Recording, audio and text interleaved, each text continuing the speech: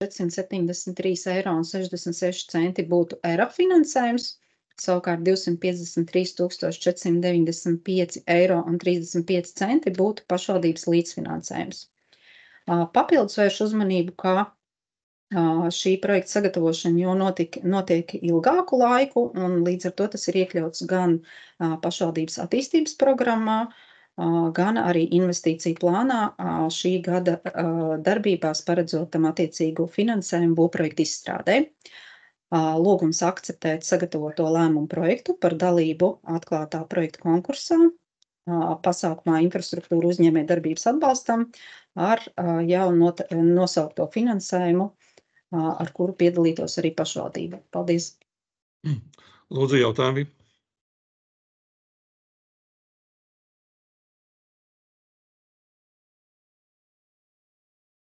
Es saprotu, ka jautājumu nav. Es pacēlu rociņu.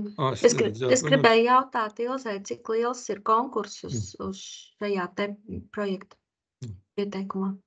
Ne pieteikumā, vispār šajā te pasākumā. Jā, šobrīd ir jau skaidrs tas potenciālais konkurss, jo tātad šajā aktivitātē ir iezīmēts finansējums Rīgas plānošana reģionu pašvaldībām. Ir tātad šī te otrā projekta atlases kārta izsludināta, kas ir atklāta projekta konkursa kārta, bet tikko arī Rīgas plānošanas reģionu attīstības padomē nobalsoja par finansējumu sadalījumu starp pirmo kārtu, kas vēl tiks izsludināta, kurā piedalīsies 6 pašvaldības. Kāpēc es to saku? Jo šīs 6 pašvaldības savukārt nekonkurēs šajā šobrīd izsludinātajā kārtā. Šajā izsludinātajā kārtā ir 3 pašvaldības, kuras sniegs projektu pieteikumu. Tā ir Mārupe, Jūrmala un Rīga. Kopējais pieejamais finansējums šajā atlasē ir 6,4 miljonu eiro. Viena projekta pieteikuma maksimālais finansējums 5 miljonu eiro no ERAP finansējuma. Nu, tad jau izskatās, ka ir diezgan reāli. Ir diezgan reāli, bet varētu būt, ka no 3 pašvaldībām 2 tiek atbalstītas.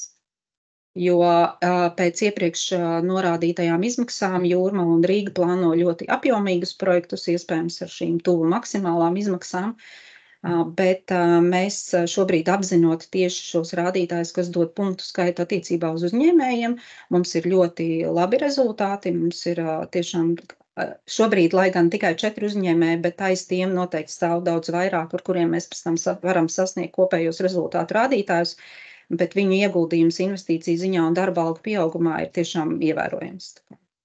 Mēs arī esam runājuši, ka Jūrmalai droši vien vismazāk cerība ir ar to viņu pieteikumu, iespējamo pieteikumu, bet mums Rīgai tiešām izskatās, ka varētu būt. Jo Jūrmalai tur tāds ļoti nosacīts, tā darbība tiem uzņēmējiem ir ļoti nosacīta. Pareizi es saku. Bet to jau vērtēs komisija, kurā gadījumā. Tā lūdzu vēl jautājumu. Nav jautājumu. Tad varam atgriezties lūdzu pie balsojuma sistēmām.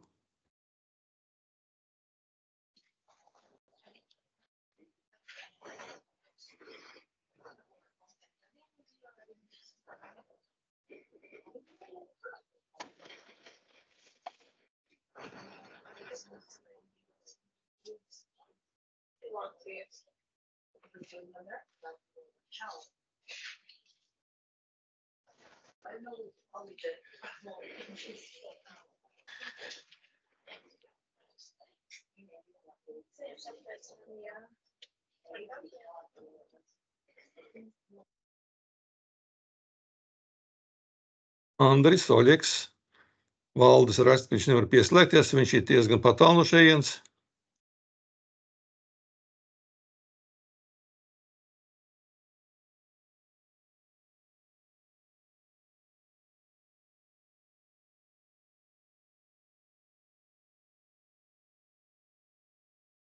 Labi, tātad nebalsojot Andrim Puidoļikam, Sarokinam, Valdim Kārkļiem, pārējiem balsojot par 13 balsīm. Ar 13 balsīm lēmuma projekts ir apstiprināts. Paldies! Atgriežamies pie otrā lēmuma projekta, un tā kā valdes nevar pieslēgties, tas ziņos mums Daina varbūt, ja?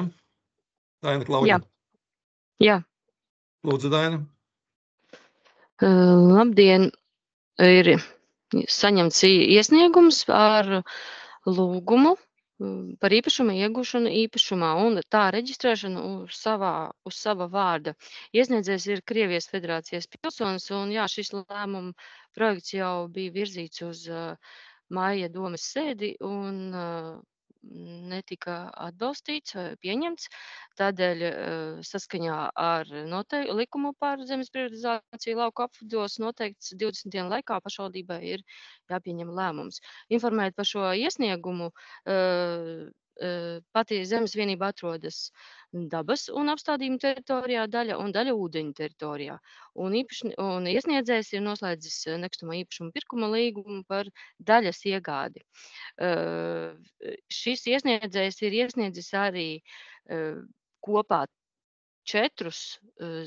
4 zemes vienībām, no kuriem par 3 jau bija šai Maija domes sēdē jau tika pieņemts atbalstošs lēmums. Šis ir šobrīd izskatīšanā. Arī informēt par tiem pārējiem. Visas pārējās zemes vienības arī atrodas Mežārēs, apmēram tajā pašā rajonā. Viens ir Abūs zemes gabals un pārējie ir rekreācijas zemes gabali. Tā kā šeit ir iesniegums arī uz daļas no šīs rekreācijas teritorijas iegādi. Lūgums atbalstīt un paldies. Lūdzu, jautājumi. Guntis. Sveiki, kolēģi. Kā Valdis šodien nevar pieslēgties. Man jautājums pirms balsošanas, lai es varu pieņemt lēmumu, lai kolēģi, kuri balsos pret vai atturās, to uzreiz pasaka. Jo arī domas sēdē bija balsošana. Mums ir izveidojusies situācija, kad daudzi kolēģi grib būt labi un izbrauc uz citu rēķinu. Un mēs zinām, ka tas nav īpaši korekti, un tāpēc lūdzu pasakiet to šobrīd, lai es varu pieņemt lēmumu, ja ne, tad balsosim kā visi un turpināsim to visu. Paldies. Paldies. Tā, Uģis laikam bija, ja?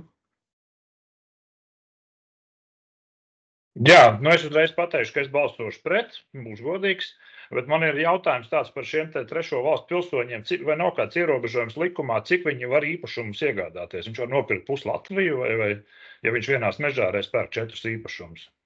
Nav ierobežojuma. Ierobežojums tikai lauksniecības zemēm vispār, bet citu ierobežojumu nav.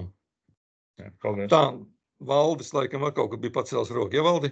Pieslēdzies? Jā, labdien, man internet pieslēgums ir tā kā ir, bet es arī redzēju to, es nobalsoju par pirmo lēmumu projektu, mazliet varbūt tās dēļ interneta bija aizkavē, bet atbildot uz Gunta jautājumu, es šo lēmumu projektu atbalstu.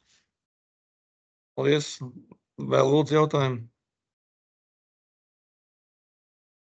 Nav jautājumu vairāk, tad lūdzu kolēģi balsojumu.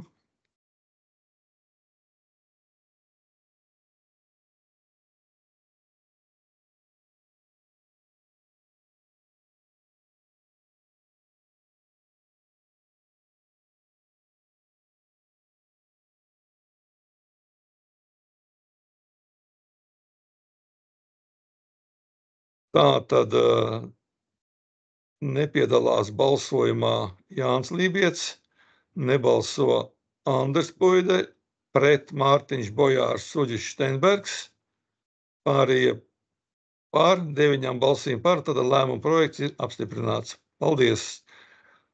Līdz ar to šodienas ārkārtas sēdes darba kārtība iekļauta lēmuma projektu izskatīti, sēde tiek slēgta.